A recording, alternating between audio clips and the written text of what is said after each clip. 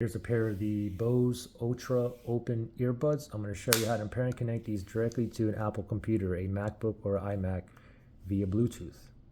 So the first thing is we want to go to the Bluetooth settings on your Apple computer. So top left hand side, you can click on that Apple logo and just go down to System Settings. From here, you want to go to Bluetooth. So select on Bluetooth right there.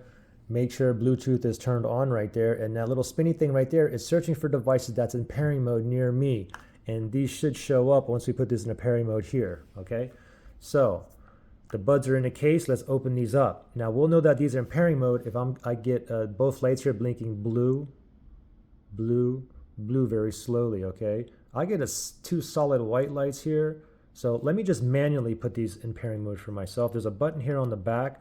I'm just going to press and hold for 2 seconds. Ready to go. Press and hold. 2 seconds, or just wait till it turns blue here. Now it's in pairing mode. It's blinking blue very slowly, as you can see there. All right, let's go back on here. And let's see, it's still spinning there. Oh, there it is.